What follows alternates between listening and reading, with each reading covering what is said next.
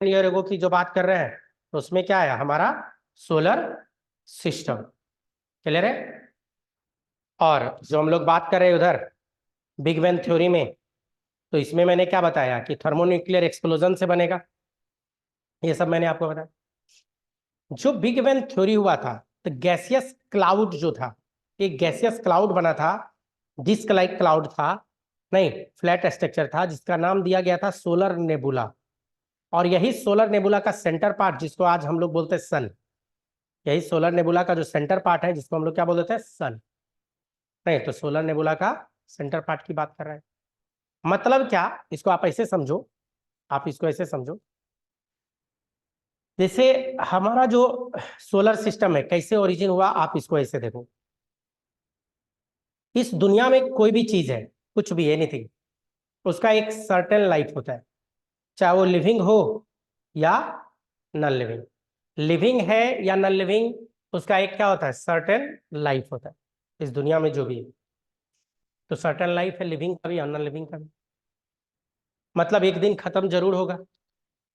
अब कोई है जो एक सप्ताह जीता है, 7 दिन, कोई 70 दिन, नहीं कोई ऐसा भी है कि 7 साल जिएगा, 7 महीना 7 साल, नहीं कोई 700 साल, कोई 7,000 साल, कोई 7 लाख साल। लेकिन गारंटी है कि खत्म होगा, गारंटी है कि वो खत्म होगा। जैसे यही मकान ले लीजिए, अभी अच्छा है, सुंदर है, खूबसूरत है, तो हम लोग रह रहे हैं। 100 साल बाद, 150 साल बाद, 200 साल बाद एक स्थिति ऐसा भी आएगा जब हमारा ये मकान खत्म हो जाएगा, खंडर हो जाएगा, टूटने लगेगा। तब दो बात है, या तो खंडर छोड़ दीजिए, नहीं तो इसको तोड़ के नया बना लीजिए। तो एक सर्टेन लाइफ होता है, चाहे वो लिविंग का हो या नॉन लिविंग। हम लोग हैं तो हम लोग भी जन्म लिए, बड़े हुए, एडल्ट स्टेज में आए, फिर और बड़े हो गए मम्मी पापा वाला स्टेज में, फिर दादा दादी वाला स्टेज में, और एक टाइम ऐसा आएगा कि फोटो बन के टंग जाएंगे। नहीं, तो एक सर्टेन लाइफ है। तो रात के समय जो आपको टिमटिमाता हुआ तारा दिख जाता है, या सन दिखता है, या अर्थ हमारा, इसका भी एक सर्टेन लाइफ है। ये भी एक न एक दिन खत्म होगा। तो रात में जो हजारों टिमटिमाते हुआ तारा दिख जा रहा है, दिखता इसलिए है कि उसका लाइट हम लोगों तक पहुंच पाता है। कोई भी चीज तभी दिखेगा जब उससे टकराने के बाद लाइट हमारे आई तक आ जाए। आपको शायद ये बात पता होगा। नहीं तो क्या है कि उस स्टार के बारे में बहुत ज्यादा हम लोग को पता नहीं है, लेकिन हमारा जो अर्थ का नियरेस्ट स्टार सन को जिस जो माना जाता है, सन को, अगर उसके बारे में बात करें हम लोग, सन के बारे में,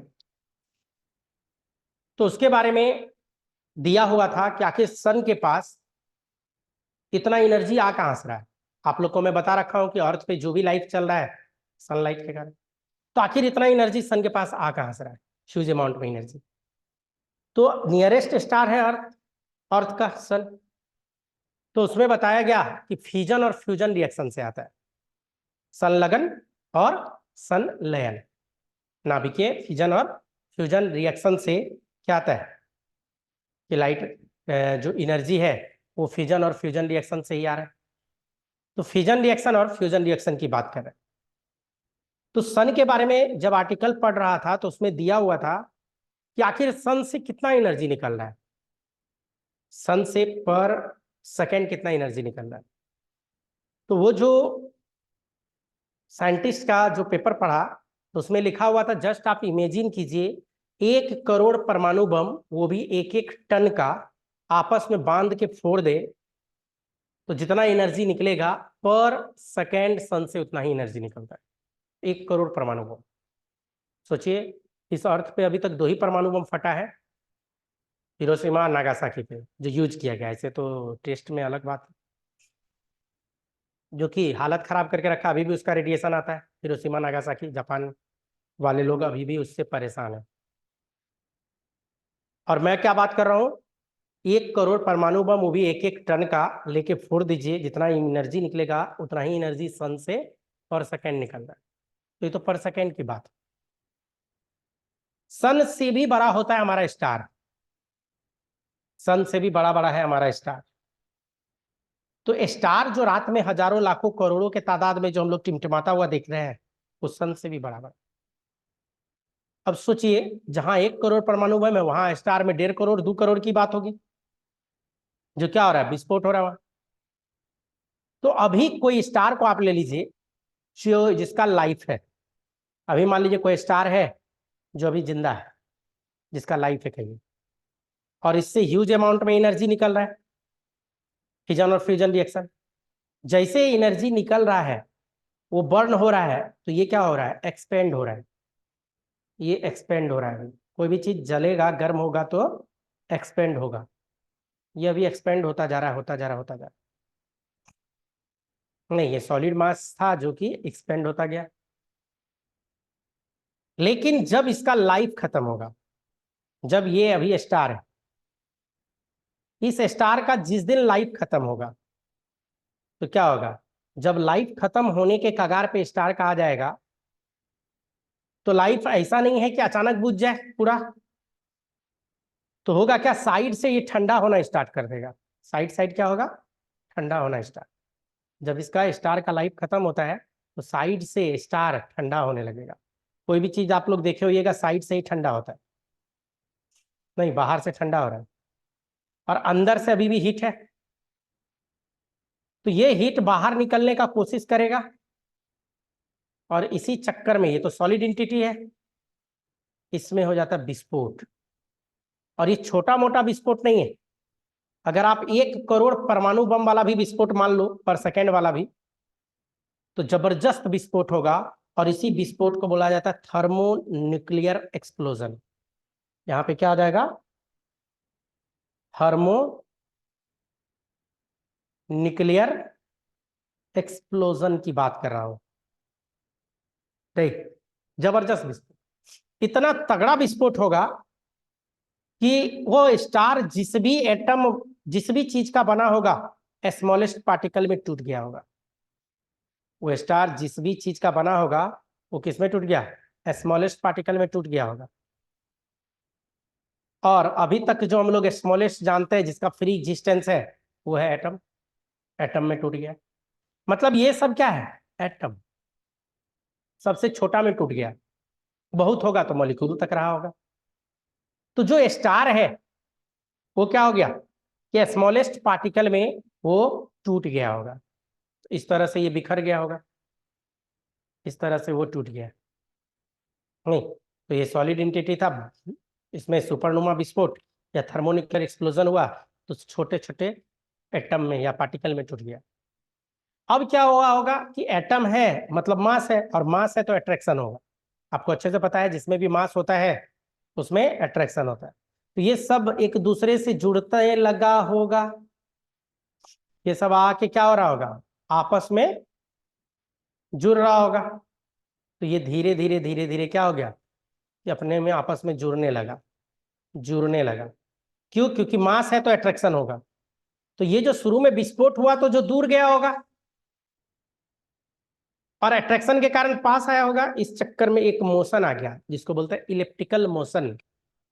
इलेप्टिकल मोशन, ये इस तरह का मोशन आ गया, और सब एटम मॉलिक्यूल सब आपस में जुड़ रहा था, और यही जो स्ट्रक्चर बना था बादल के तरह स्ट्रक्चर था, नहीं सॉलिड, यहाँ ये गैसियस एंटिटी था, और इसी का नाम दिया गया था सोलर नेबुला। क्या बोला गया था, सोलर नेबुला, इसी का नाम दिया गया था, बादल के तरह स्ट्रक्चर, इस तरह से। और यही जो सोलर नेबुला है बच्चों, जिसका सेंटर पार्ट, सोलर नेबुला का सेंटर पार्ट, तो ये जो बादल के तरह स्ट्रक्चर था, तो इसी का सेंटर पार्ट ये था, जिसको हम लोग आज सन बोलते हैं। सोलर नेबुला का सेंटर पार्ट जिसको हम लोग क्या बोलते हैं, सन। सन का निर्माण किया। उसके बाद मर्क्यूरी आया,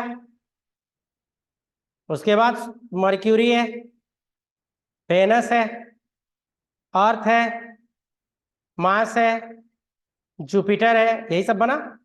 तो तीसरे नंबर पे अर्थ।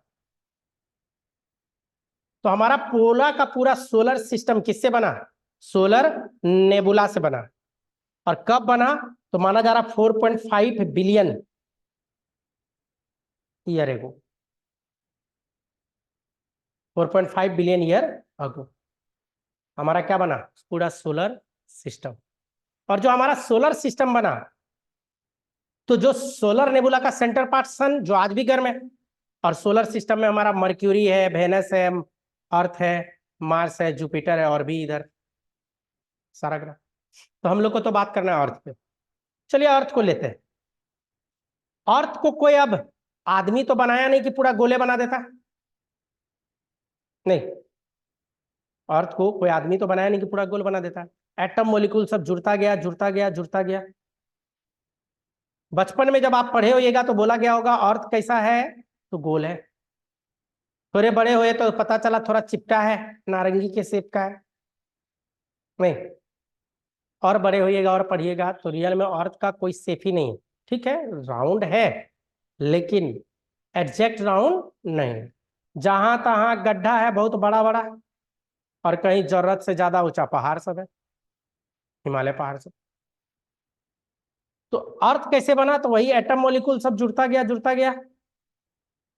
और ऐसा नहीं कि आज नहीं जुड़ रहा, आज भी जुड़ रहा है। ये चीज आज भी हो रहा है। धूमकेतु उल्का पिंड जो आके टकरा रहा है, वो कहाँ से आ रहा है, तो जो बहुत दूर चला गया था अब ग्रेविटेशनल अट्रैक्शन फोर्स में आ गया, ग्रेविटी के रेंज में आ गया, रेंज में आया तो उसको खींच रहा है अभी भी। तो आज भी ये हो रहा है। डायनासोर अर्थ से खत्म हो गया, उसके पीछे का रीजन दिया जाता है कि धूमकेतु टकराया था उस समय, बहुत बड़ा एस्ट्रॉइड टकराया था उस समय हमारे अर्थ से, तो डायनासोर हमारा कहिए कि विलुप्त हो गया। एस्ट्रॉइड जो टकराया तो डायनासोर को विलुप्त कर दिया, तो ये हो गया। तो कोई फिक्स शेप है नहीं, आज भी ये चीज हो रहा है। प्लस क्या है कि एटम मॉलिक्यूल की जो हम लोग बात कर रहे हैं, तो एटम में एक हाइड्रोजन एटम, हाइड्रोजन एटम था, ऑक्सीजन एटम, ये सब था। हाइड्रोजन था, ऑक्सीजन था, क्या कि फिजन और फ्यूजन रिएक्शन हो रहा था वहां। ये सब आपस में मिल के वाटर बनाया होगा, H2O। और फर्स्ट ड्रॉप ऑफ वाटर कभी तो ये अर्थ पे गिरा होगा।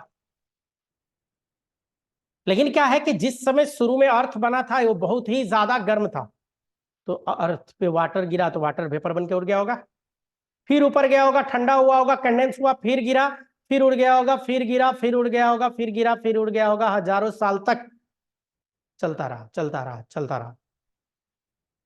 जब अर्थ का, हमारा अर्थ का सरफेस ठंडा हुआ, तब जाके हमारे अर्थ पे वाटर रुकना स्टार्ट किया। और जो वाटर रुकने लगा, तो वाटर के बारे में तो पता है, जिधर गड्ढा उधर चला जाएगा। तो यही सब नदी और नाला बनाया। और जो गड्ढा था जहां वाटर कलेक्ट होने लगा, वही सब बनाया, सागर और महासागर का निर्माण किया। तो जो सागर और महासागर बना, कैसे बना, क्लियर? अर्थ कैसे बना, क्लियर? बच्चों, अर्थ का कोर पार्ट आज भी गर्म है। हमारा जो अर्थ है उसका कोर पार्ट आज भी गर्म है, और इस बात का वो गवाही देता है कि कैसे उसका फॉर्मेशन हुआ। होते हुए तो कोई नहीं देखा, एक आइडिया लगाया लोगों ने, तो ये चीज है। तो हमारा अर्थ बना, उस पर वाटर आ गया, और उसी वाटर में क्या आया, वही जो वाटर आया, उसी वाटर में हमारा लाइफ आया। ये जो वाटर है, इसी वाटर के अंदर क्या आ गया, लाइफ। लेकिन वाटर से जो लाइफ तक आएगा, इस बीच में बहुतों बात है। क्या बात है, बहुतों? एटम जुड़ा होगा तो मॉलिक्यूल, मॉलिक्यूल जुड़ के कंपाउंड बनाया, सब कंपाउंड सब जब जुड़ा तब जाके लाइफ आया। ये बात आज हम लोग जानते हैं कि लाइफ कैसे आया, लेकिन शुरू में लोग इसको नहीं जानते थे। और जब नहीं जानते थे शुरू में, तो इससे रिलेटेड ढेर सारा थ्योरी आया। Theory, ancient theory of origin of life, कि आखिर लाइफ कैसे ओरिजिन किया है, इसका कुछ थ्योरी है, जिसको हम लोग क्या बोल रहे हैं, एंशिएंट थ्योरी के नाम से जान रहे हैं। तो मैं बात कर रहा हूं ancient theory origin of life का, कि कैसे लाइफ आया, उसका एंशिएंट थ्योरी क्या है। तो कुछ एंशिएंट जो थ्योरी है, उसमें लोग सब जो मानते हैं थ्योरी ऑफ स्पेशल क्रिएशन के बारे में। क्या था? थ्योरी ऑफ स्पेशल क्रिएशन, जो मिथोलॉजी बेस्ड थ्योरी है, झूठा थ्योरी। और इसके जो जबरदस्त सपोर्टर थे, फादर सूर्य थे, जो इसका जबरदस्त सपोर्ट कर रहे थे इस थ्योरी का। कुछ लोगों का मानना था, जैसे फादर सूर्य का मानना था कि अकॉर्डिंग टू बाइबल, कि बाइबल में लिखा है कि लाइफ जो क्रिएट हुआ है गॉड के द्वारा, भगवान के द्वारा, और पूरे 6 दिन में बना है, ऐसा बाइबल बताता है। हिंदू मैथोलॉजी, हिंदू में जो लिखा हुआ है कि गॉड ब्रह्मा पूरे लाइफ को क्रिएट किए, नहीं, फर्स्ट मैन जो था मैन जिसका नाम मनु, और जो फर्स्ट वुमेन थी श्रद्धा, श्रद्धा कपूर नहीं, श्रद्धा नहीं, तो ये माना जा रहा है। इनके अकॉर्डिंग माने तो लाइफ जो है, life has not change इवर since its origin, लेकिन हम लोग जानते हैं कि लाइफ में चेंजेस आया है। तो स्पेशल क्रिएशन जो थ्योरी है उसमें लैक है किसका, साइंटिफिक एविडेंस का, उसमें लैक है, और यही रीजन है कि इसको लोग एक्सेप्ट नहीं किया, एंशिएंट थ्योरी को, उसको रिजेक्ट कर दिया गया। थ्योरी ऑफ स्पेशल क्रिएशन तीन तरह का बात कर रहा था यहाँ, तीन बात। All living organism we see today were created as such, special theory ये बोल रहा है कि जैसा आप आज देख रहे हो वैसा ही पहले भी था, ऐसा ही क्रिएट ही किया गया था। दूसरा बात बोला गया कि जो डाइवर्सिटी है ऑलवेज सेम होता है, शुरू से लेके जब क्रिएशन हुआ था और आज तक डाइवर्सिटी सेम है, तो दोनों बात गलत बोल दिया। और थर्ड बात बोल रहा था अर्थ जो है 4000 साल पुराना है, और यहाँ बिलियंस में हम लोग बात कर रहे हैं, नहीं। थ्योरी ऑफ स्पॉन्टेनियस जनरेशन तब आया, बाद में एक दूसरा थ्योरी आया जिसको हम लोग बोलते हैं theory of spontaneous generation. Theory of spontaneous generation में ये बायोजेनेसिस थ्योरी के बारे में से भी जाना जाता है, या ऑटोजेनेसिस थ्योरी के नाम से भी जाना जाता है। थ्योरी ऑफ स्पेशल जो क्रिएशन है ये भी एंशिएंट थ्योरी है, और इसके भी कुछ सपोर्टर है, नहीं, कुछ फिलोसफर है, थेल्स है, एलेक्जेंडर थे, एनेक्सी मेंडर, नहीं, जीनो, फेन, प्लेटो, ये सब साइंटिस्ट का नाम है, याद नहीं रखना है, एरिस्टोटल मन करे तो याद रख सकते हैं। ये सब के द्वारा कि जो लाइफ क्रिएट हुआ अचानक से हुआ है, स्पॉन्टेनियसली हुआ है। इन लोगों का मानना था नील नदी के मड से, कीचड़ से लाइफ क्रिएट हुआ है। जैसे गंगा नदी हम लोग का पवित्र नदी, उसी तरह से नील नदी पवित्र माना जाता है। तो माना जाता है कि नील नदी के मड से क्रिएशन हुआ पूरा लाइफ का। कुछ लोग तो यहां तक बोल दिए कि नील नदी के मड से मैंने देखा फ्रॉग को, स्नेक को, क्रोकोडाइल को बनते। एक्चुअल में हुआ क्या होगा, किनारे पे बैठे होंगे, अब पहला बार फ्रॉग दिखा होगा उछलते हुए कादों में लथपथ कीचड़ में, तो क्या लगा होगा कि अच्छा अच्छा कीचड़ से ही फ्रॉग आया। तो ये कोई बताया कि फ्रॉग आया, तो कोई बोला होगा अरे हम तो स्नेक को देखे थे, ऐसे ऐसे चल रहा था, तो पक्का वो भी मडे से आया होगा। कोई बोला कि हम क्रोकोडाइल को देखे थे। तो ऐसा माना जा रहा था कि नील नदी के मड से फ्रॉग का, स्नेक का, क्रोकोडाइल, ये सब का जनरेशन हुआ। ये बायोजेनेसिस थ्योरी जो है स्ट्रांगली सपोर्ट कर रहे थे वॉन हेलमॉन्ड, इनका नाम याद रखिएगा, पूछता है। क्यों पूछता है, क्योंकि ये बड़ा अच्छा सा एक एक्सपेरिमेंट की। ये क्लेम कर रहे थे 21 दिन में चूहा का जनरेशन, कि हम चूहा को जनरेट करवा दिए मात्र 21 दिन में। कैसे भाई? ये क्या किए कि गेहूं लिए और एक शर्ट में बांध दिए उसको, अब बांध के घर के कोठरी में रख दिए, घर के कोठरी में रख दिए। पहले इतना बड़ा बड़ा नहीं होता था, पहले तो लोग झोपड़ी बनाते थे, मिट्टी उट्टी का घर बनाते थे, छोटा छोटा रहता था, रख दिए, अंधेरा था। 21 दिन के बाद जब वो उसको उठाए, निकाले, तो देख के दंग रह गए। क्या दंग रह गए? कि उसमें चूहा का ढेरों बच्चा दिख गया। तो उन्होंने बोला देखो 21 दिन में गेहूं को बांध दिए थे डर्टी शर्ट में, चूहा का बच्चा आ गया, जनरेशन हो गया। और हम लोग जानते हैं कि ऐसा नहीं हुआ होगा। हुआ क्या होगा कि वहां जो गेहूं रखा था, तो खाना खाने चूहा और चुहिया आया होगा, खाना वाना खाया होगा, फेवरेबल कंडीशन मिला होगा, तो रिप्रोडक्शन तेज कर दिया और रिप्रोड्यूस कर दिया। और जब दोबारा उसको लाने गए तो चूहा चुहिया तो वहां से निकल लिया होगा। तीन बेचारा छोटा छोटा बच्चा जब लाल लाल रहता है, देखे होगा दीपावली के में हम लोग को बड़ी दिखता है, झाड़ झूर करते हैं तो, नहीं, कितना प्यारा प्यारा बच्चा होता है।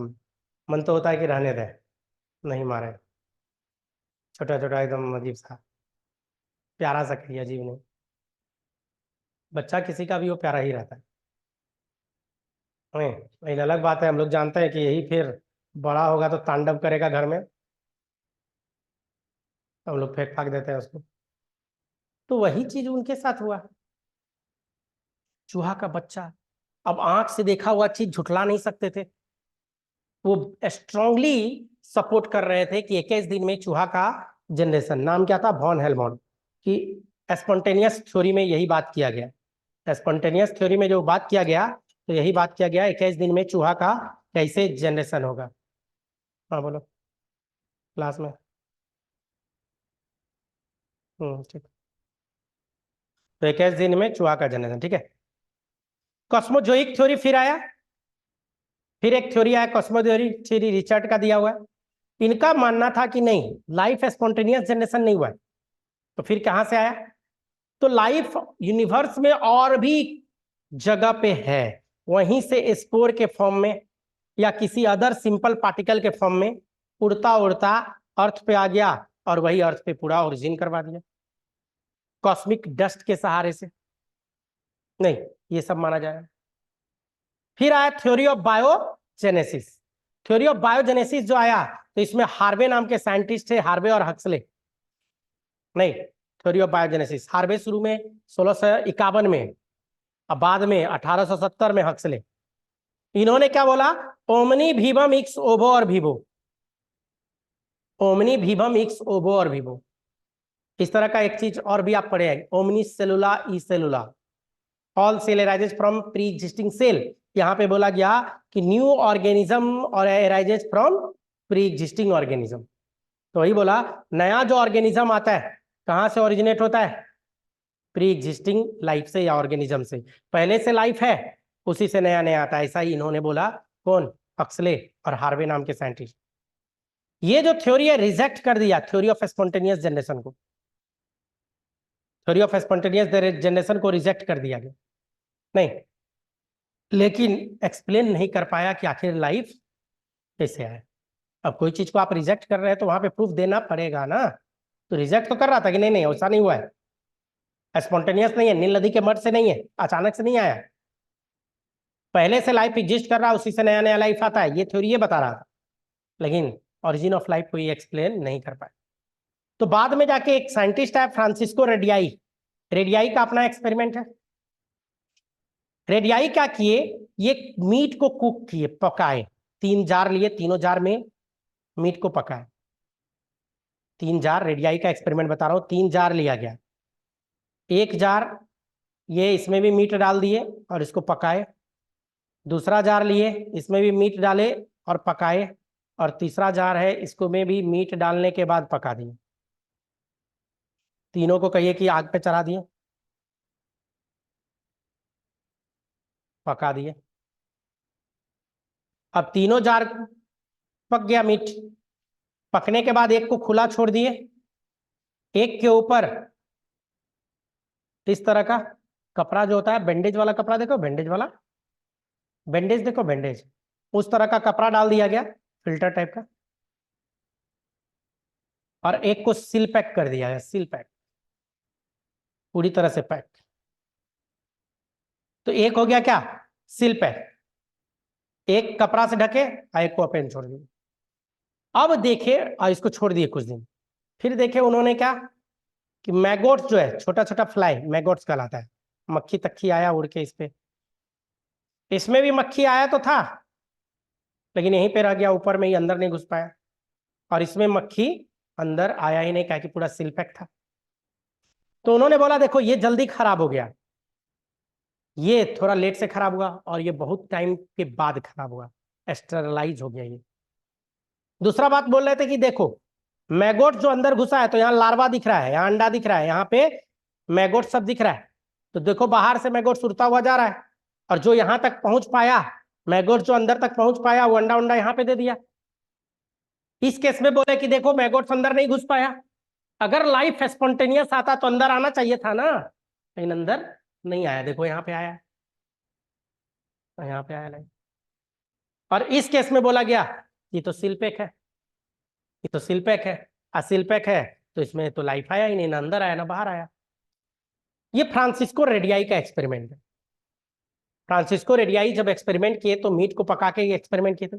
सेम इसी तरह का एक्सपेरिमेंट और एक आया जो लेजारो स्प्लेंजानी का था, सेम डिट्टो यही एक्सपेरिमेंट था, बस अंतर था रेडियाई मीट को पकाए थे, ये वेजिटेबल एंड मीट दोनों को मिला के एस्टरलाइज निट्रेटिव सिरप को बनाए और सेम यही काम किए और यही काम करके यही बात बता रहे थे। तो लोगों ने इनका बोला कि देखो इसमें डायरेक्ट घुस जा रहा है यहां तक, लाइफ तो है, इसमें भी लाइफ है, अलग बात है किसी कारण से अंदर नहीं घुसा, लेकिन इसमें बोले कि लाइफ आया होगा लेकिन मर गया होगा, क्यों? क्योंकि सील पैक कर दिया, अंदर एयर तो घुस भी नहीं किया तो मरेगा ही।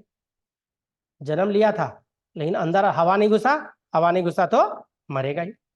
सेम यही बात लेजारो स्प्लेंजानी भी कर रहे थे, बस अंतर था कि ये मीट को रेडियाई केवल मीट पे काम किए और वो वेजिटेबल और मीट दोनों। तब जाके एक फिर साइंटिस्ट आए जिनका नाम है पास्चर, बहुत इंपॉर्टेंट है, पास्चर का एक्सपेरिमेंट पूछता है बड़ी, लुइस पास्चर।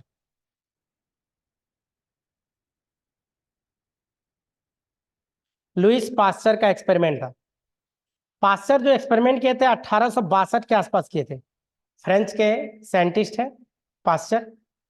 इन्हीं के एक्सपेरिमेंट का नाम है स्वान नेक एक्सपेरिमेंट।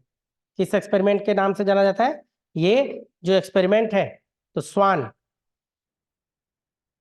नेक यानी सीखे एक्सपेरिमेंट। पास्चर के एक्सपेरिमेंट का नाम क्या है? स्वान नेक एक्सपेरिमेंट। यही पास्चर थे जिन्होंने जर्म थ्योरी ऑफ डिजीज दिया। पास्चर का ही दिया हुआ है क्या? जर्म थ्योरी ऑफ डिजीज, इन्होंने ही दिया क्या? जर्म थ्योरी ऑफ डिजीज, इसी पास्चर का दिया हुआ। इन्होंने डिस्प्रूव किया, पास्चर ही है जो ये क्या किए, डिस्प्रूव किए। किसको? किसको? ए बायोजेनेसिस थ्योरी को।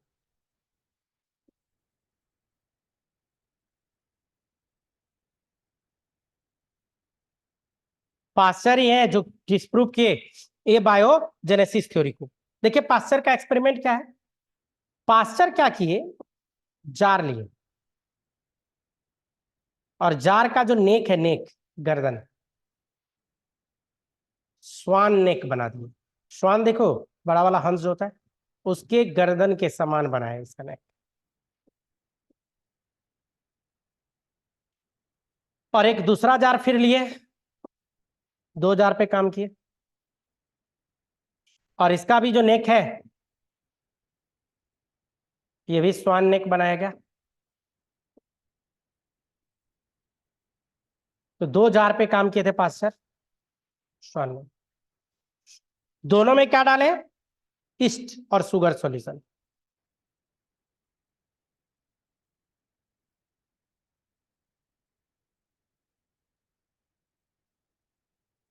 यहां में डाल दिए ईस्ट प्लस शुगर सॉल्यूशन और दोनों जार को हीट कर दिए, गर्म किए,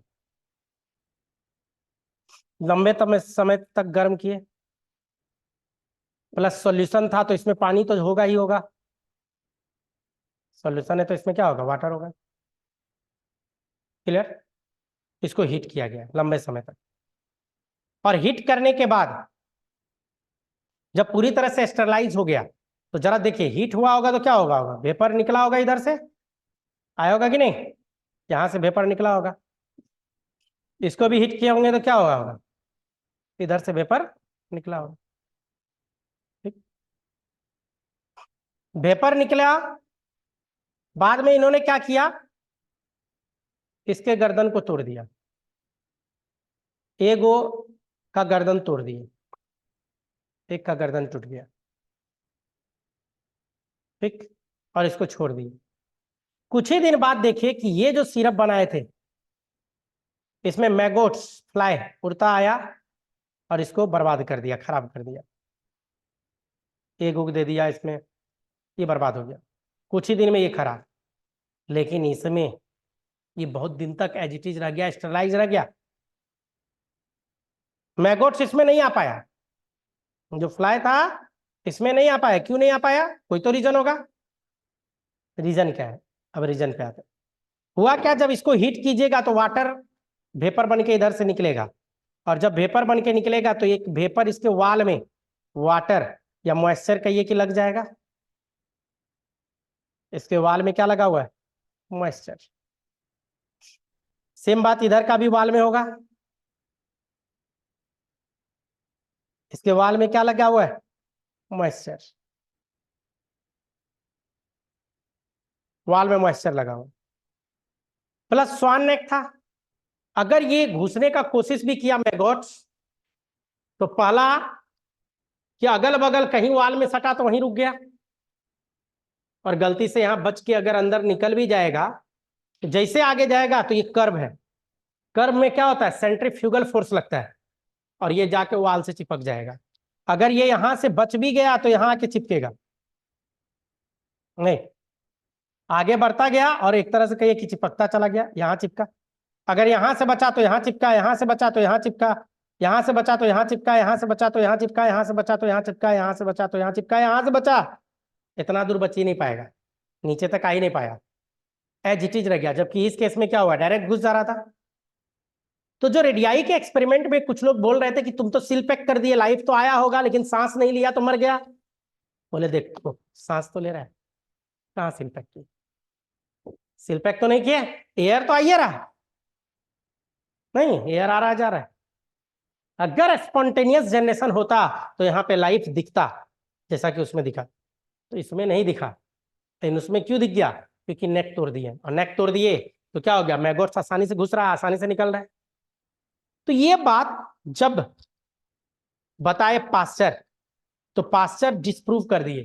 थ्योरी ऑफ स्पॉन्टेनियस जनरेशन जो चल रहा था उसको डिस्प्रूव करने का काम यही थी। इन्होंने क्लियर कट बताया कि इसमें क्या हुआ? नो लाइफ, यहाँ पे क्या नहीं है? No life appear. Appear, APPEARED, swan neck नहीं। स्वान नेक फ्लास्क की जो बात करते हैं उसमें लाइफ, स्वान नेक फ्लास्क, इसमें लाइफ नहीं है, पैरों नहीं आए। लेकिन जो ब्रोकन वाला था तो इसमें क्या हो गया? इसमें लाइफ है पैर,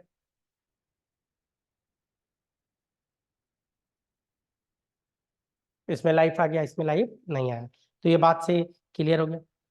तब आया modern theory, origin of life का मॉडर्न थ्योरी, जिसको हम लोग ऑपेरन और हेल्डन का थ्योरी भी बोलते हैं, जिसको हम लोग नेचुरलिस्टिक थ्योरी के नाम से भी जानते हैं। नहीं, ढेर सारा नाम है इसका। तब आया modern theory of origin of life, या ऑपेरन हेल्डन का थ्योरी है, या नेचुरलिस्टिक थ्योरी भी बोला जाता है, थ्योरी ऑफ केमिकल इवोल्यूशन भी इसी को बोला जाता है। यहाँ पे दो साइंटिस्ट हैं, एक ओपेरन और हेल्डन। ये जो थ्योरी है, रसिया के एक साइंटिस्ट थे AI ओपेरन, और JBS हेल्डन, England born Indian scientist, India के साइंटिस्ट। जन्मे भले इंग्लैंड में थे लेकिन काम कहाँ किए थे? इंडिया में। ओपेरन कहाँ के थे? AI ओपेरन रसिया के थे। ओपेरन थ्योरी जो पब्लिश हुआ था उनके बुक में, ओरिजिन ऑफ लाइफ, बुक का नाम क्या था? ओरिजिन ऑफ लाइफ, बुक का ही नाम था ओरिजिन ऑफ लाइफ, लाइफ का ओरिजिन। ओपेरन थ्योरी के अकॉर्डिंग जो बात किया गया कि जो लाइफ ओरिजिनेट होता है कंपोजिशन ऑफ केमिकल से। ओपेरन क्या बता रहे हैं कि जो लाइफ ओरिजिनेट होता है कैसे? कंपोजिशन ऑफ केमिकल से।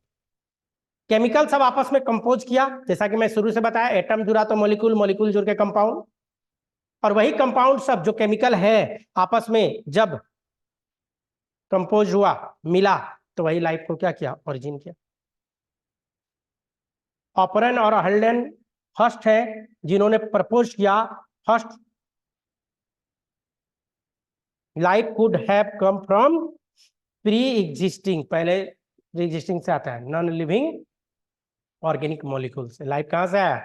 नॉन लिविंग ऑर्गेनिक मॉलिक्यूल से, जो प्री एग्जिस्टिंग है, पहले से है। आपको पता है एटम नॉन लिविंग होता है, मॉलिक्यूल नॉन लिविंग होता है, कंपाउंड नॉन लिविंग होता है, और वही सब जुड़ के लाइफ जो आया तो वहां से लिविंग। इसको बोला था केमिकल इवोल्यूशन। नहीं, कैसे हुआ? केमिकल इवोल्यूशन से। एटम जुड़ के मॉलिक्यूल, मॉलिक्यूल से कंपाउंड, कंपाउंड से जो लाइफ आता है तो बोला जाता है केमिकल इवोल्यूशन। ऑपरेंट जो थ्योरी है आर्टिफिशियल सिंथेसिस थ्योरी पे बेस्ड है, इसीलिए इसको बोला था आर्टिफिशियल सिंथेटिक थ्योरी के नाम से भी जाना जाता है। जैसे केमिकल इवोल्यूशन में जो इन्होंने बताया इन लोगों ने कि शुरू में कैसा स्टेज आया, एटॉमिक स्टेज। जब अर्थ ओरिजिनेट हुआ था 4.6 बिलियन ईयर एगो, तो अर्ली अर्थ पे क्या था? फ्री एटम था। Free atom of all those element which are essential for formation of protoplasm, वो सब था। लाइटेस्ट एटम जो होता है carbon, hydrogen, oxygen, nitrogen, CHON, आपको पता है फ्रेमवर्क एलिमेंट यही कहलाता है। नहीं, फ्रेमवर्क एलिमेंट। और फ्रेमवर्क एलिमेंट की जो बात करें, किसी भी लिविंग का 99% पार्ट कार्बन, हाइड्रोजन, ऑक्सीजन और नाइट्रोजन से ही बना होता है। यही चार एलिमेंट जो प्रिमिटिव एटमॉस्फेयर में पहले से प्रेजेंट था। लाइफ को ओरिजिन करवाने वाला जो मेन एलिमेंट सब था, कार्बन, हाइड्रोजन, ऑक्सीजन और नाइट्रोजन, शुरू में था। और इस चारों में सबसे ज्यादा अगर एबंडेंट की बात करें तो हाइड्रोजन नंबर में ज्यादा था। फिर आया मॉलिक्यूलर स्टेज का समय। Origin of molecule and simple inorganic compound सब बना था। जो फ्री एटम सब था वो कंबाइन करना स्टार्ट किया फ्री मॉलिक्यूल से, और ये सब क्या बना है? Simple organic compound. एटम जुड़ के मॉलिक्यूल बना, मॉलिक्यूल से सिंपल इनऑर्गेनिक कंपाउंड सब बनाया था। कैसे बन गया एटम मॉलिक्यूल आपस में कैसे जुड़ गया? तो जिस समय अर्थ बना था उस समय अर्थ का टेम्परेचर बहुत ही ज्यादा था। जिस समय अर्थ बना था अर्थ अनस्टेबल था, वॉल्केनिक इरप्शन हो रहा था, जहां तहां ज्वालामुखी फट रहा था। जिस समय अर्थ बना था गैसियस क्लाउड था, क्लाउड सब आपस में टकरा के बिजली करका रहा था, तो वो सबसे एनर्जी ले रहा था, वो सबसे इसको एनर्जी मिल जा रहा था। जिस समय अर्थ बना वो जब पानी आया था अर्थ पे तो खौलता हुआ पानी सब था, तो पूरा अर्थ पे वेपर था, वाटर वेपर था, तो वाटर का भी कोई कमी नहीं हो रहा था। खौलता हुआ पानी था तो हीट था। आपको पता है कि वेपर का ज्यादा टेम्परेचर होता है, तो उस समय अर्थ का टेम्परेचर 100 डिग्री से ऊपर आ गया होगा, कहीं कहीं जहां वेपर फॉर्म में आया होगा। ऐसे तो 100 से ऊपर शुरू में था तो वेपर बना के उड़ा दे रहा था, लेकिन जब ज्यादा बारिश हो गया तो एक तरह का इन्वायरमेंट क्रिएट हो गया। उस समय एक तरह का इन्वायरमेंट क्रिएट हो गया, और वही सब जो प्रेजेंट था हाई टेम्परेचर, एक्टिव हाइड्रोजन, ये सब कंबाइन करने लगा। और हाइड्रोजन का नंबर ज्यादा था तो हाइड्रोजन क्या किया? सारा ऑक्सीजन से कंबाइन कर गया और बना दिया वाटर। इनिशियल अर्थ पे एकदम शुरुआती अगर बात करें तो ऑक्सीजन था, वो भी फ्री फॉर्म में था, लेकिन हाइड्रोजन ज्यादा होने के कारण सारा ऑक्सीजन, हाइड्रोजन हाइड्रोजन जो है ऑक्सीजन को कंबाइन करके वाटर बना दिया। और जैसे वाटर बनाया एटमॉस्फेयर से ऑक्सीजन गैस वाटर के फॉर्म में चला गया, कंपाउंड के फॉर्म में चला गया, O2 के फॉर्म में गया, तो नो फ्री ऑक्सीजन। शुरुआती अर्थ पे एकदम इनिशियल अगर पूछे ना, सबसे शुरू में ऑक्सीजन था, लेकिन नॉर्मली अगर आपसे कभी क्वेश्चन पूछ दे फ्री ऑक्सीजन अर्थ पे शुरू में था कि नहीं, तो नहीं था, क्योंकि जब लाइफ आ रहा था तो वाटर आ चुका था, और वाटर आ चुका था इसका मतलब फ्री ऑक्सीजन गैप हो गया था, क्योंकि हाइड्रोजन एबंडेंट था। हाइड्रोजन में आपको पता है कि वैलेंसी एक होता है, उसको बाइंड करना होता है, तो वो ऑक्सीजन से कंबाइन करके अपना ऑक्टेट पूरा किए हुए था। हमारा जो प्रिमिटिव एटमॉस्फेयर है, जब ऑक्सीजन ही नहीं था तो रिड्यूसिंग एटमॉस्फेयर था, क्योंकि जब ऑक्सीजन आया तब ऑक्सीडाइजिंग एटमॉस्फेयर आया, नहीं, फ्री फ्रॉम ऑक्सीजन था। और इस ऑक्सीडाइजिंग इन्वायरमेंट की जो बात करें वो तो बाद में आया जब फ्री ऑक्सीजन आया। और फ्री ऑक्सीजन कब आया? मैं फोटोसिंथेसिस पर आया था तो बताया था आपको। ट्रू फोटोसिंथेसिस जो किया कौन? Cyanobacteria, blue green algae जिसको आप लोग बोलते हैं। तो ब्लू ग्रीन अलगी जब ट्रू फोटोसिंथेसिस किया तब जाके वाटर को उसने तोड़ा था, और जब वाटर को दोबारा से तोड़ा गया तब फ्री ऑक्सीजन हमारे अर्थ पे आया, तब हमारा अर्थ ऑक्सीडाइजिंग इन्वायरमेंट बना। लेकिन उससे पहले जो था क्या था? रिड्यूसिंग इन्वायरमेंट था। हाइड्रोजन एटम ढेर सारा था, एबंडेंट था, नाइट्रोजन से कंबाइन करके अमोनिया भी बनाया, अमोनिया बनाया। फर्स्ट मॉलिक्यूलर कंपाउंड फॉर्म जो हुआ प्रोबेबली ऐसा माना जाता है वाटर, और देन बना है अमोनिया। पहला पहला फर्स्ट मॉलिक्यूलर कंपाउंड जो बना था, ऐसा माना जाता है कि सबसे पहले वाटर बना, और वाटर के बाद क्या बना? अमोनिया, और उसके बाद लाइटर एलिमेंट सब बना, कार्बन डाइऑक्साइड बना, मोनोऑक्साइड, N2H2 सब बना। Origin of early organic compound.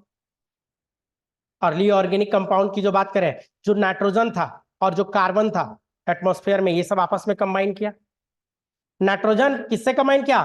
Carbon से, उठ मेटालिक एटम, और मेटालिक एटम से जो बना तो बना दिया नाइट्रेट, कार्बाइड, ये सब नाइट्राइट कार्बाइड सब बना। वाटर वेपर जो बना था, फर्स्ट ऑर्गेनिक कंपाउंड बनाया मीथेन। नहीं, वो सब आपस में मिल गए। नाइट्राइट और कार्बाइड पे जब वाटर वेपर पड़ा, आपको पता होगा, केमिस्ट्री में पढ़े हुएगा, नाइट्राइट और कार्बाइड पे जब पानी डालते हैं, वाटर वेपर डालते हैं, तो वही बना दिया फर्स्ट ऑर्गेनिक कंपाउंड। और पहला ऑर्गेनिक कंपाउंड क्या बना? मीथेन। याद रखिएगा, पहला इनऑर्गेनिक कंपाउंड वाटर, और ऑर्गेनिक अगर पूछ दे तो आंसर चला जाएगा मीथेन। बाद में जो है हाइड्रोजन साइनाइड बना, सेकेंड वाला हाइड्रोजन साइनाइड सब फॉर्म हुआ। देखिए, वाटर जो अर्थ पे था, ड्यू टू हाई टेम्परेचर क्या हो गया? इवोपोरेट हो गया। नहीं, क्लाउड के फॉर्म में था, क्लाउड के फॉर्म में था। Water vapour change into rain drop and collection of water होना स्टार्ट हुआ। प्रिमिटिव अर्थ पे क्या हुआ? वाटर का कलेक्शन सब स्टार्ट हो गया। और मैंने अभी अभी आपको बताया कि वाटर का जो कलेक्शन होगा प्रिमिटिव अर्थ पे, तो क्या हो जाएगा? प्रिमिटिव अर्थ पे वाटर का कलेक्शन स्टार्ट हो गया। तो सागर और महासागर ये सब तो बनाया ही था शुरू में, प्लस बारिश होने लगा, नदी नाला ये सब बन गया। Origin of simple organic compound, water जो प्रिमिटिव ओशियन में था, तो ऐसा माना जाता है उसी पानी में लार्ज अमाउंट में मीथेन था जो बन चुका था, अमोनिया था जो बन चुका था, हाइड्रोजन था जो आ चुका था, हाइड्रोजन साइनाइड था, नहीं, कार्बाइड था, नाइट्राइट था, नहीं, ये सब बन चुका था। और अर्ली कंपाउंड जो इंटरेक्ट किया आपस में, वही सब मिलके सिंपल ऑर्गेनिक कंपाउंड बनाया था। ये सब आपस में मिलके क्या बनाया था? Simple organic compound. क्या बनाया बाद में? एल्डिहाइड बनाया, कीटोन बनाया, अल्कोहल बनाया, पेंटोज बनाया, हेक्सोस सुगर बनाया, एमिनो एसिड बनाया, ग्लिसरॉल बनाया, फैटी एसिड बनाया, प्यूरिन बनाया, पैरामिडिन बनाया। और यही सब जब आपस में मिला, तो ये सबको बनने के लिए एनर्जी कहां से आया? एक तो सन से आने वाला यूवी रे, क्या कि ओजोन तो था नहीं उस समय, सनलाइट डायरेक्ट आ रहा था, कॉस्मिक रे सब था, हीट ऑफ वॉल्केनिक इरप्शन था, तो ये सबसे एनर्जी लेके काम कर रहा था। Origin of complex organic compound, जब सिंपल ऑर्गेनिक कंपाउंड बन गया, तो सिंपल ऑर्गेनिक कंपाउंड सब आपस में मिलना स्टार्ट किया, कंबाइन होना स्टार्ट किया, और लार्ज कॉम्प्लेक्स ऑर्गेनिक कंपाउंड सब बनाया। एमिनो एसिड सब आपस में ज्वाइन होकर पॉलीपेप्टाइड बना दिया, बोले तो प्रोटीन, नहीं, और बाद में उसी में एंजाइमेटिक एक्टिविटी आया, और नॉन स्ट्रक्चरल था शुरू में प्रोटीन। सिंपल शुगर सब आपस में कंबाइन करके पॉलीसेकेराइड बनाना स्टार्ट किया। फैटी एसिड और ग्लिसरॉल आपस में जुड़ के फैट और लिपिड बनाना स्टार्ट किया।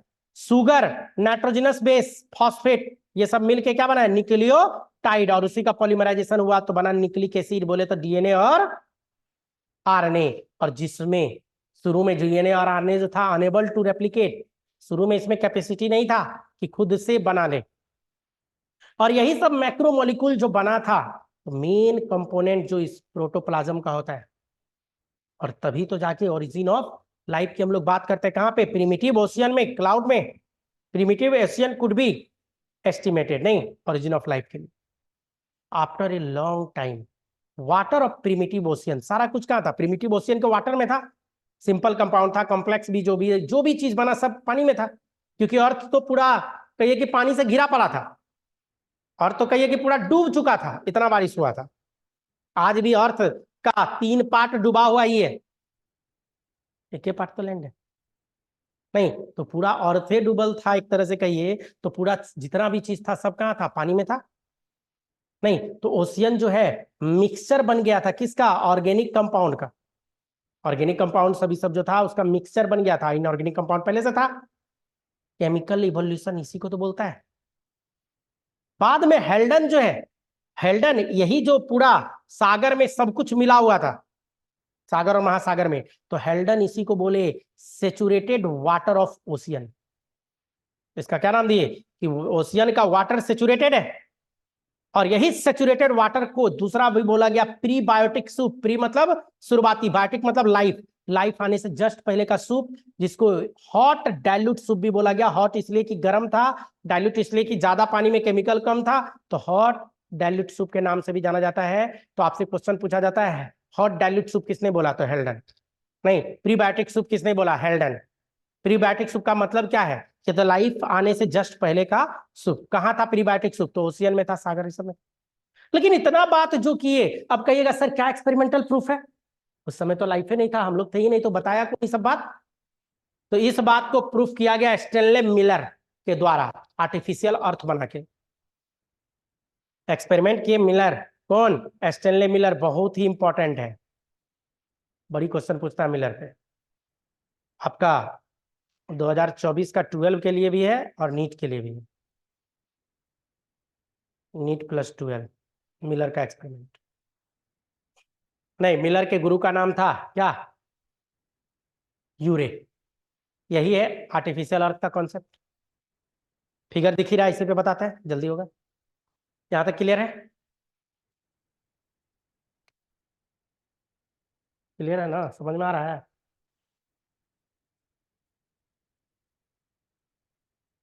ये आर्टिफिशियल अर्थ, इसी का फिगर आपको बनवाएगा, गूगल में दे देगा वेल लेवल डायग्राम, मिलर का एक्सपेरिमेंट। ऐसा एनसीईआरटी में भी दिया होगा ये डायग्राम। देखिए क्या किए मिलर, मिलर क्या किए, स्मॉल फ्लास्क लिए, इसी पे हाथ चला देते हैं आपको दिख जाएगा, और इसी को पाइपलाइन से जोड़े।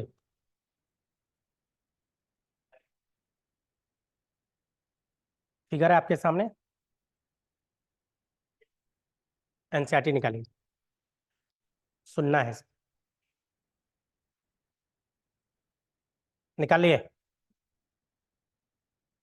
तो फ्लास्क इसमें दिखा होगा, स्मॉल फ्लास्क।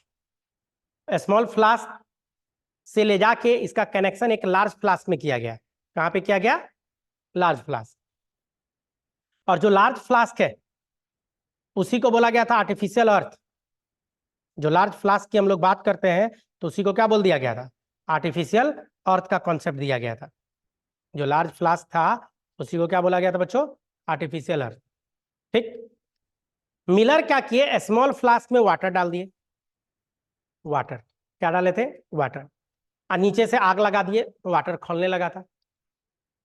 वाटर जो खोला तो वेपर उड़ के गया, तो वेपर कहाँ चला गया, लार्ज फ्लास्क, जिसको आर्टिफिशियल अर्थ भी बोल रहे थे, एक लार्ज वाला जो फ्लास्क था। और लार्ज फ्लास्क में जो गया तो वहां पे पहले से वो डाल के रखे थे हम ऐसे याद रखिए, हम HAM, हम, H बोले तो हाइड्रोजन, A बोले तो अमोनिया, M बोले तो मीथेन। याद आ गया, मिलर क्या डाले थे, हम, HAM, हम किस रेशियो में डाले थे, 2:1:2 रेशियो में, 2:1:2 रेशियो में डाले थे, 2:1:2 रेशियो में डाल दिया गया था, और वाटर वेपर के फॉर्म में था। तो उस समय जो प्रिमिटिव अर्थ था, उस प्रिमिटिव अर्थ में मीथेन बन चुका था, अमोनिया बन चुका था, नहीं हाइड्रोजन तो था ही अबंडेंट, और ऑक्सीजन भी वाटर भी बन चुका था, लेकिन वाटर अर्थ गर्म होने के कारण वेपर के फॉर्म में था। पूरा अर्थ का कंडीशन जो था प्रिमिटिव अर्थ का, इसको मिलर क्या किए, कॉपी करके रख दिए, इसको मिलर क्या किए, कॉपी किए। प्लस क्या था, उस समय थंडरिंग सब हो रहा था, बादल टकरा रहा था, उसके लिए देखिएगा 2 गो इसमें क्या डाल दिया गया, टंगस्टन वायर, नहीं 2 गो पॉजिटिव और निगेटिव टर्मिनल डाला हुआ है, दिख गया। उससे स्पार्क करना स्टार्ट किए, इलेक्ट्रिक चार्ज, जिसको इलेक्ट्रोड भी बोलते हैं, पॉजिटिव और निगेटिव। और जब उससे स्पार्क करना स्टार्ट किए तो पूरा अर्थ का कंडीशन बना के रख दिए। और यही जो अर्थ का कंडीशन पूरा बना था, इसी में ये एक्सपेरिमेंट को देखिए, नीचे से पाइप लाके फिर कंटिन्यू उसी में जोड़ दिया गया होगा स्मॉल फ्लास्क पे। ये एक्सपेरिमेंट लगभग 18 दिन तक कंटिन्यू इसको खौलाते रहा, 18 दिन तक 800 डिग्री सेंटीग्रेड पे रखा इसको। टेम्परेचर कितना चला गया था, 800 डिग्री सेंटीग्रेड, 18 दिन तक कंटिन्यू। 18 दिन के बाद नीचे देखिए एक टेप जैसा दिख रहा होगा आपको, टेप, वहां से चैनल खोल के जब निकाला गया तो देख के लोग दंग रह गए, देख के लोग दंग रह गए। क्या दंग रह गए, ढेर सारा चीज उसमें मिल गया था इनको। जो दंग रहे तो उसमें क्या मिला, ढेर सारा चीज इनको मिल गया था बच्चों। क्या ढेर सारा चीज मिला था भाई, जो दंग रहे। तो ढेर सारा चीज जो हम लोग बात कर रहे हैं उसमें जब देखा गया तो उसमें मिला इनको क्या, ग्लाइसिन। उसमें मिला इनको क्या, ग्लाइसिन के बाद एलानिन, एस्पार्टिक एसिड। ग्लाइसिन भी मिला, एलानिन भी मिला, एस्पार्टिक एसिड भी मिला। सिंपल ऑर्गेनिक एसिड सब मिल गया, acetic acid, oxalic acid, lactic acid, succinic acid, ये सब मिला नहीं। पेंटोज और हेक्सोज की जो बात करें वो सब मिला, एल्डिहाइड मिला, कीटोन मिला नहीं। तो ये सब जो मिला तो ये सब आया कहां से, ये सब तो डाले ही नहीं, उसमें तो चार चीज डाले थे हम, HAM हाइड्रोजन, दूसरा अमोनिया और मीथेन, और वाटर वेपर। वाटर वेपर नहीं, वाटर वेपर डाले थे। इतना ही में ढेर सारा चीज जो मिल गया नहीं। तो ये आखिर आया कहां से, ये आखिर आया कहां से। तो जितना बात हम लोग किए कि अर्थ का जो आर्टिफिशियल अर्थ वाला कंडीशन है किसने बनाया, मिलर, स्टेनले मिलर, गुरु का नाम था यूरे, और इन्होंने बताया कि यही सब जो बना था प्रीबायोटिक सूप नहीं, यही सब सब मिलके क्या बनाया, लाइफ। यही सब मिलके क्या बना दिया, हमारा लाइफ का क्रिएशन करवा दिया। क्लियर है यहां तक, यही सब मिला तो क्या बना दिया बच्चों, लाइफ का क्रिएशन की हम लोग बात करते हैं कि हमारा लाइफ को क्रिएट करवा दिया। तो ढेर सारा कंपाउंड सब मिला था। तो ये यहां तक तो था केमिकल इवोल्यूशन, यहां तक जो भी बात की, ये क्या बात की, केमिकल इवोल्यूशन से रिलेटेड बात। अब क्या है कि केमिकल इवोल्यूशन के बाद स्टार्ट हो जाएगा क्या, बायोलॉजिकल इवोल्यूशन। अब बायोलॉजिकल इवोल्यूशन में अगर हम लोग जरा सा बात करें तो ओरिजिन ऑफ प्रोटोबायोंट या कोएसर्वेट, देखिए उसमें लिखा होगा ओरिजिन ऑफ प्रोटोबायोंट या कोएसर्वेट। तो क्या हो गया कि जो ओरिजिन की बात कर रहे हैं तो मैक्रोमोलिक्यूल जो है जो सिंथेसाइज हुआ था ये बायोटिकली, मैक्रोमोलिक्यूल जो सिंथेसाइज हुआ था ये बायोटिकली, बायोटिकली मतलब एटम जुड़ के मॉलिक्यूल, मॉलिक्यूल से कंपाउंड, शुरू में सिंपल कंपाउंड फिर कॉम्प्लेक्स कंपाउंड सब जो बनाया था, जो प्रिमिटिव ओशियन में बना था। और यही सब आपस में अगल बगल आता चला गया, मिलता चला गया, और यहीं पे कोलाइडल ड्रॉप लाइक सबस्टांस बना था, कोलाइडल ड्रॉप लाइक स्ट्रक्चर बना था। और यही जो कोलाइडल ड्रॉप लाइक स्ट्रक्चर बना था इसी का नाम है क्या, प्रोटोबायोन। गलती से वहां लिख दिया गया प्रोमोशन, प्रोमोशन नहीं है, क्या है, प्रोटोबायोन। इसी को बोला गया था प्रोटोबायोन। और यही जो प्रोटोबायोन है, इच प्रोटोबायोन क्लस्टर ऑफ मैक्रोमोलिक्यूल था, क्या था, प्रोटोबायोन जो था ये क्या था, क्लस्टर था, गुच्छा था। किसका गुच्छा था, जो मैक्रोमोलिक्यूल सब बना उसका गुच्छा था, क्लस्टर बोला जाता है। और बाद में जाके पता चला कि उसमें क्या है, प्रोटीन है, न्यूक्लिक एसिड है, लिपिड है, पॉलीसेकेराइड, ये सब का गुच्छा था। और यही सब क्या कर रहा था, एनवायरमेंट से और भी नया नया मॉलिक्यूल को लेके खुद अपना ग्रोथ भी करना स्टार्ट कर दिया। एनवायरमेंट से नया नया मॉलिक्यूल उसमें जुड़ता गया और इसका ग्रोथ भी स्टार्ट हो गया, लेकिन उसमें रिप्रोडक्शन नहीं था। प्रोटोबायोंट आपस में रिप्रोड्यूस नहीं कर सकता था, मतलब 1 से 2, 2 से 4, 8, 16, 32 नहीं हो सकता था, बस साइज बढ़ा रहा था। उस समय का जो शुरुआती प्रोटोबायोंट बना था तो सिर्फ साइज बढ़ा रहा था, हाँ, लेकिन एनर्जी यूज करने लगा, ग्लूकोज को तोड़ना स्टार्ट कर दिया था। डिकम्पोजिशन ऑफ ग्लूकोज इस प्रोटोबायोंट में आ चुका था। और जो डिकम्पोजिशन ऑफ ग्लूकोज ये सब आ गया तो बाद में अकॉर्डिंग टू ऑपरेन अगर हम लोग बात करें तो यही जो प्रोटोबायोंट था तो यही coacervate was the first sole living molecule. नहीं, ऑपरेन उसको कोएसर्वेट बोल रहे थे, प्रोटोबायोंट को ही, प्रोटोबायोंट का ही नाम है कोएसर्वेट। तो इसके बारे में बोला गया कि पहला लिविंग मॉलिक्यूल क्या था, कोएसर्वेट था। फर्स्ट सोल लिविंग मॉलिक्यूल जो बोला गया यही बोला गया। और यही जो है क्या दिया, गिव राइज टू सेल, यही नया सेल बनाया। तो प्रोटोबायोन जिसको कोएसर्वेट बोला गया, यही कोएसर्वेट से क्या बना, सेल। और शुरुआती सेल जो भी बना आपको अच्छे से पता है, प्रोकार्योट सब बना होगा। तो प्रोकार्योट तो बाद में, ओरिजिन ऑफ प्रोटोसेल क्या बना, प्रोटोसेल। फर्स्ट लिविंग फॉर्म नेम प्रोटोसेल, पहला जो लिविंग हमारे अर्थ पे आया था उसका नाम पड़ा था प्रोटोसेल। प्रोकार्योट नहीं बोला गया था, प्रोटोसेल। प्रिमिटिव ओशियन में आया था, शुरुआती ओशियन में आया था। प्रोटोसेल क्या था, तो क्लस्टर था, किसका क्लस्टर था? न्यूक्लियोप्रोटीन का। और जो बना था कंपोजिशन ऑफ न्यूक्लिक एसिड और इंजाइमेटिक प्रोटीन से। शुरू में जो प्रोटीन आया था वो स्ट्रक्चर नहीं था, स्ट्रक्चरल नहीं था, सब इंजाइमेटिक प्रोटीन था। और यही जो न्यूक्लियोप्रोटीन था, प्रोबेबली ऐसा माना जाता है कि इसमें सेल्फ डुप्लीकेशन स्टार्ट हो गया। न्यूक्लियोप्रोटीन वही डीएनए और आरएनए की बात कर रहा है, सेल्फ डुप्लीकेशन। न्यूक्लियोप्रोटीन जो सेल्फ डुप्लीकेट करने लगा, 1 से 2, 2 से 4, आप जानते हो कि डीएनए रेप्लिकेट करता है, तो उस तरह का रेप्लिकेशन स्टार्ट कर दिया। ऐसा माना जाता है कि यही था first sign origin of life का। नहीं, पहला साइन था कि लाइफ आ चुका है। यही प्रोटोसेल रिप्रेजेंट करता है beginning of life. Beginning of life कौन बताता है? प्रोटोसेल। लेकिन जो प्रोटोसेल यहां पे बना था, तो यहां पे एक गड़बड़ हुआ। क्या गड़बड़ हुआ? प्रोटोसेल से कुछ प्रोटीन और न्यूक्लिक एसिड निकल के बाहर आ गया, गलती से टूट गया। और वही जो प्रोटोसेल से कुछ न्यूक्लिक एसिड सब जो टूट के बाहर आया, वही बनाया वायरस। और वायरस क्या क्या करता है वो तो कोरोना वायरस सिखा दिया। जनरली क्या होता है, इवोल्यूशन जो होता है सिंपल से कॉम्प्लेक्स की ओर होता है। लेकिन यहां पे वायरस का ओरिजिन के बारे में अगर हम लोग बात करें, तो इवोल्यूशन उल्टा है, रेट्रोग्रेसिव इवोल्यूशन है। जनरली इवोल्यूशन प्रोग्रेसिव होता है, लेकिन यहाँ क्या है? उल्टा है। वायरस का इवोल्यूशन कॉम्प्लेक्स जो प्रोटोसेल बन चुका था उससे फिर से सिंपल बन गया। और यही रीजन है कि वायरस को बुलाता है लिविंग और नॉन लिविंग के बीच का कनेक्टिव लिंक। इसलिए कि वायरस अगर बाहर है तो कहीं मरा हुआ है, और किसी सेल के अंदर घुस गया तो जिंदा है। तो ये चीज बोला गया। तो origin of virus like structure, और ये क्या है? रेट्रोग्रेसिव इवोल्यूशन के बारे में बात करता है।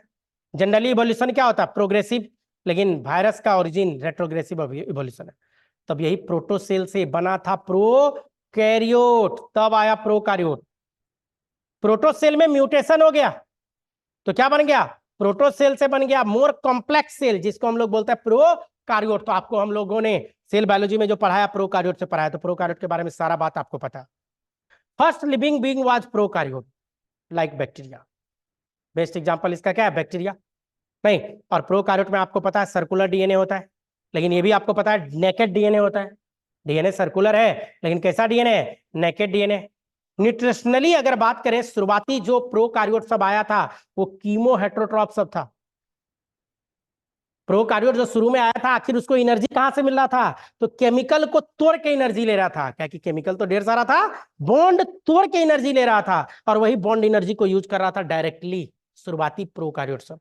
इसीलिए वैसा प्रोकैरियोट जो डायरेक्ट एनर्जी को लेगा उसको बोला जाता है कीमो हेट्रोट्रॉप। बाद में ओरिजिन ऑफ ऑटोट्रोपिज्म, बाद में आया ऑटोट्रोपिज्म। तो कीमो हेट्रोट्रॉप के बाद कीमो ऑटोट्रॉप आया था। ध्यान से सुनिएगा, कीमो हेट्रोट्रॉप डायरेक्ट एनर्जी को यूज कर ले रहा था, लेकिन कीमो ऑटोट्रॉप जो उसके बाद आया था उस एनर्जी से एटीपी बना पा रहा था। और बाद में जब एटीपी बनाने लगा ऑटोट्रॉप, बाद में तब फोटोसिंथेसिस स्टार्ट किया। बाद में उसको फोटोसिंथेसिस स्टार्ट किया। नहीं, ओरिजिन ऑफ कीमियोसिंथेसिस, केमिकल का जो सिंथेसिस हुआ। तो इसी में बोला गया due to continuous withdrawal of organic molecule by chemoheterotrophs, organic material decreases in ocean. Continuous क्या किया? केमिकल को तोड़ता गया। ओशियन में केमिकल घटने लगा, ओशियन में केमिकल घटने लगा। तो before organic material disappear in the sea, new mode of nutrition develop कर गया, और इसी को बोलता है कीमोसिंथेसिस। केमिकल को तोड़ के एटीपी बना लो, नहीं, कीमोसिंथेसिस सब ओरिजिन हुआ। और यही कीमोसिंथेसिस जो है, जिसको बोला गया कीमो ऑटोट्रॉप, क्योंकि एटीपी बनाना स्टार्ट कर दिया था, कीमो ऑटोट्रॉप। और सारा का सारा उस समय अर्थ पे जो भी था सब एनाएरोबिक रेस्पिरेशन ही कर रहा था। क्यों? क्योंकि फ्री ऑक्सीजन तो था ही नहीं, सारा ऑक्सीजन वाटर बना पड़ा था। बाद में जाके कौन आया? बाद में जब ब्लू ग्रीन आया तब ना ऑक्सीजन आया, लेकिन उससे पहले जितना भी था, जैसे सल्फर बैक्टीरिया की बात कर लो, नाइट्रीफाइंग बैक्टीरिया, ये सब की बात कर लो, ये सब का सब मोड ऑफ न्यूट्रिशन में एनाएरोबिक रेस्पिरेशन कर रहा था। बाद में आया ओरिजिन ऑफ फोटोसिंथेसिस। तो जो फोटोसिंथेसिस आया तब ऑटोट्रॉपिक मोड ऑफ न्यूट्रिशन पे आया बैक्टीरिया सब, ब्लू ग्रीन एल्गी सब की जो बात कर रहे हैं। नहीं, ऑटोट्रॉप करने लगा, मतलब लाइट को कैप्चर करने लगा। जब केमिकल घटने लगा तो लगा कि अब क्या करेंगे, केमिकल खत्म हो जाएगा तो मारे जाएंगे, एनर्जी सोर्स ढूंढने लगा। और उसी एनर्जी सोर्स को ढूंढने में लाइट दिख गया तो सोचा क्यों ना लाइट को कैप्चर कर लें। और लाइट को लेकिन कैप्चर करने के लिए उसको पिगमेंट बनाना पड़ा। ये बात फोटोसिंथेसिस में बताया था, इसी का लिंक फोटोसिंथेसिस में किए थे कि पिगमेंट बनाया। शुरू में मेम्ब्रेन पे पिगमेंट बना के काम किया था, और बाद में जब यूकारियोटिक सेल आया था तो थैलेकॉइड सब बना था, ग्राना थैलेकॉइड, और उसी पे जो पिगमेंट था कॉन्टाजोम, नहीं एलएससी, सारा बात आपको पढ़ाया हुआ है। और देन ये क्या करने लगा, यूटिलाइज करने लगा। जब पिगमेंट बना तो सोलर एनर्जी को और लाइट के प्रेजेंस में ऑर्गेनिक कंपाउंड बनाने लगा। अर्थ पे पानी का कमी था नहीं, कार्बन डाइऑक्साइड भी इसको मिल गया, तो water plus carbon dioxide plus light energy के फॉर्म में क्या किया, ग्लूकोज प्रोडक्शन, ग्लूकोज बनाना स्टार्ट कर दिया। सीधा सीधी बोले तो फोटोसिंथेसिस करने लग गया। और जब फोटोसिंथेसिस हुआ तो शुरू में जो फोटोसिंथेसिस हुआ था उस समय वाटर न तोड़ के H2S को तोड़ा था, H2S टूटा था, लेकिन H2S जब टूटा तो ऑक्सीजन रिलीज नहीं हुआ था। शुरू में नो ऑक्सीजन इवोल्यूशन, क्यों, क्योंकि H2S को तोड़ रहा था। लेकिन बाद में जब साइनोबैक्टीरिया आया तब जाके क्या तोड़ने लगा, ऑक्सीजन। लेकिन साइनोबैक्टीरिया से पहले जो था प्लैंक्टोनिक सल्फर बैक्टीरिया, ये सब ये क्या तोड़ता था, H2S को तोड़ता था। ये सब फोटोसिंथेसिस में पढ़ाया था मैं, नहीं। जब ब्लू ग्रीन एल्गी या साइनोबैक्टीरिया आया तो ट्रू फोटोसिंथेसिस होने लगा। अर्थ पे ऑक्सीजन आ गया। जैसे अर्थ पे ऑक्सीजन आया तो हमारा जो अर्थ है ऑक्सीडाइजिंग एनवायरनमेंट हो गया, नहीं, जो रिड्यूसिंग एनवायरनमेंट था उससे कन्वर्ट होकर क्या हो गया, ऑक्सीडाइजिंग एनवायरनमेंट में कन्वर्ट हो गया। नहीं तो ऑक्सीडाइजिंग एनवायरनमेंट की हम लोग बात करने लगे, हमारा अर्थ पे क्या हो गया, ऑक्सीडाइजिंग एनवायरनमेंट, इस सब की हम लोग बात करने लगे कब, जब ट्रू फोटोसिंथेसिस हुआ। जब ब्लू ग्रीन अलगी की बात करते हैं, जब ब्लू ग्रीन अलगी आया ट्रू फोटोसिंथेसिस हो गया। और जब ऑक्सीजन आया अर्थ पे तो ऑक्सीडाइजिंग एनवायरनमेंट, मतलब ऑक्सीजन आने से पहले हमारा अर्थ का जो भी एनवायरनमेंट था वो क्या था, रिड्यूसिंग। आपको बता दो रिड्यूसिंग एनवायरनमेंट में जो है, रिड्यूसिंग एनवायरनमेंट की जो बात करते हैं उसमें इवोल्यूशन तेजी से होता है, फास्ट होता है। और ऑक्सीडाइजिंग में क्या हुआ, इवोल्यूशन स्लो होता गया, इवोल्यूशन स्लो होता गया। तो ऑक्सीजन आ चुका था, ऑक्सीडाइजिंग एनवायरनमेंट होने लगा। और ऑक्सीजन आने के कारण ही वही ऑक्सीजन O3 बनाया, ओजोन बनाया, एक लेयर बनाया जो अल्ट्रावायलेट रेडिएशन को रोक दिया। अब यूवी लाइट भी जो म्यूटेशन कर रहा था अब नहीं कर पा रहा है, अब धीरे धीरे ओजोन हट रहा है तो फिर म्यूटेशन स्टार्ट हो रहा है। तो हम लोग डर रहे हैं कि अब तो दिक्कत करवा देगा फिर, नहीं, तो ये चीज हो गया। तो इसमें इंपॉर्टेंट चेंज आया, क्या इंपॉर्टेंट चेंज आया, रिड्यूसिंग टू ऑक्सीडाइजिंग एनवायरनमेंट की बात करने लगे। फ्री ऑक्सीजन जब आ गया तो मीथेन से कंबाइन किया, इससे कंबाइन किया, कार्बन डाइऑक्साइड बनाया, N2 बनाया, H2, और भी ढेर सारा केमिकल सब बनाया। फ्री ऑक्सीजन आया तो ओजोन बनाया, ओजोन बनाया तो हमारे अर्थ पे जो डायरेक्ट सनलाइट आके टकरा जा रहा था उसको रोक दिया, यूवी लाइट जो डायरेक्ट आ रहा था उसको रोक दिया। अल्ट्रावायलेट रेडिएशन, सनलाइट तो आता ही है, नहीं। बाद में प्रोकार्योट के बाद क्या हुआ, ओरिजिन ऑफ यूकार्योट। आपको पता है कि यूकार्योटिक सेल और प्रोकार्योटिक सेल, तो यूकार्योटिक सेल का साइज बहुत ही बड़ा होता है, बिलियंस ऑफ ईयर एगो माना जाता है कि यूकार्योट आए। और वही यूकार्योट जो शुरू में आया तो पहले तो सिंगल सेल वाला यूकार्योट सब आया था, यूनिसेलुलर यूकार्योट। बाद में सब वही यूकार्योट सब जब जुड़ा तो सेल जुड़ के टिश्यू, टिश्यू जुड़ के ऑर्गन, ऑर्गन जुड़ के ऑर्गन सिस्टम, और ऑर्गेनिज्म इतना बड़ा बना दिया, ढेर सारा ऑर्गेनिज्म। फ्री ऑक्सीजन को यूकार्योट यूज करना सीखा, ऐसे तो प्रोकार्योट ही यूज करने लगा था। और जब प्रोकार्योट यूज करने लगा था तो 20 टाइम ग्रेटर एनर्जी का प्रोडक्शन हो रहा था। आपको अच्छे से पता है कि एक ग्लूकोज मॉलिक्यूल टूट के मात्र 2 एटीपी देता है एनारोबिकली, लेकिन अगर वही एक ग्लूकोज मॉलिक्यूल टूटेगा तो 38 एटीपी देता है। तो 38 में 2 से भागा दीजिएगा तो 19 गुना ज्यादा एनर्जी। तो उसी को बुक सब क्या लिखता है, 20 टाइम ग्रेटर एनर्जी का प्रोडक्शन होने लगा, नहीं, मोड ऑफ रेस्पिरेशन ये सब चेंज किया। अब क्या है, ऑर्गेनिक इवोल्यूशन। ऑर्गेनिक इवोल्यूशन में क्या हुआ, the life originate from chemical evolution on primitive earth was later replace by organic evolution. एक बार लाइफ आ गया तो फिर कन्वर्ट हो गया ऑर्गेनिक इवोल्यूशन। ऑर्गेनिक इवोल्यूशन को बोला था डेसेंट विथ मॉडिफिकेशन। यहां पे क्या होने लगा, मॉडिफिकेशन आने लगा, चेंजेज आने लगा, नहीं। प्रेजेंट डे हम लोग जो बात करें कॉम्प्लेक्स ऑर्गेनिज्म सब इवॉल्व हो गया। शुरू में जितना भी ऑर्गेनिज्म था सब सिंपल था, आज के डेट में बहुत ही कॉम्प्लेक्स ऑर्गेनिज्म सब मिल रहा है, नहीं। फिर क्या हुआ, साइज भी बढ़ गया, शुरू में जो भी सेल सब था उसका साइज छोटा था, स्ट्रक्चर कम था, फंक्शन कम कर रहा था, बिहेवियर उसका बहुत बढ़िया नहीं था, लेकिन अभी साइज बड़ा हो गया, स्ट्रक्चर बड़ा हो गया, फंक्शन ज्यादा आ गया, बिहेवियर सब ज्यादा हो गया, मतलब बहुत सारा चेंजेज है। कुछ स्पेशल पॉइंट, पहला केमिकल इवोल्यूशन कहां से कहां तक, evolution up to formation of coacervate, मतलब एटम जुड़ के मॉलिक्यूल, मॉलिक्यूल से कंपाउंड, कंपाउंड से जो कोएसर्वेट बना था, कोएसर्वेट तक को क्या बोला जाता है, केमिकल इवोल्यूशन बोला जाता है। अब कोएसर्वेट से लेके सिंपल सेल, ये कहलाता है क्या, बायोलॉजिकल इवोल्यूशन। कोएसर्वेट से जो सिंपल सेल बना है, या यूं कह दीजिए कि प्रोकार्योट तक बायोलॉजिकल इवोल्यूशन नहीं, और बायोलॉजिकल इवोल्यूशन से लेके अभी तक जो है, टिल अभी तक कहलाता है ऑर्गेनिक। सिंपल सेल जो प्रोकार्योट, एक तरह से कहिए प्रोकार्योट से लेके अभी तक का जो है उसको क्या बोलते हैं, ऑर्गेनिक इवोल्यूशन। 3 भाग में बांटा है, केमिकल, केमिकल, बायोलॉजिकल और ऑर्गेनिक। केमिकल कब बोलेंगे, एटम से लेके कोएसर्वेट तक केमिकल इवोल्यूशन, कोएसर्वेट से लेके प्रोकार्योट तक बायोलॉजिकल, और प्रोकार्योट से लेके अभी तक की जो बात करें ऑर्गेनिक इवोल्यूशन कहलाएगा। इवोल्यूशन टर्म जो दिया हुआ है हर्बर्ट स्पेंसर का दिया हुआ, इवोल्यूशन क्या है, unfold, unroll, reveal, hidden potentiality, इसका डिफिनेशन दिया जाता है। इवोल्यूशन का मतलब होता है orderly change from one condition to another condition.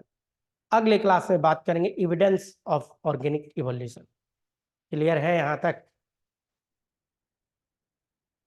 Clear है। आज लाइव कैसे आया ये बता दिया। अगले क्लास में हम लोग क्या बात करेंगे, एविडेंस के बारे में बात करेंगे कि ऑर्गेनिक इवोल्यूशन का एविडेंस क्या है, कैसे पता चला कि इवोल्यूशन हुआ, कैसे पता चला कि सिंपल से कॉम्प्लेक्स आया, कैसे पता चला कि शुरू में प्रोकार्योट आया था बाद में यूकार्योट आया था। नहीं, ये सारा बात अगले क्लास में करेंगे हम लोग, evidence for organic evolution. Clear है।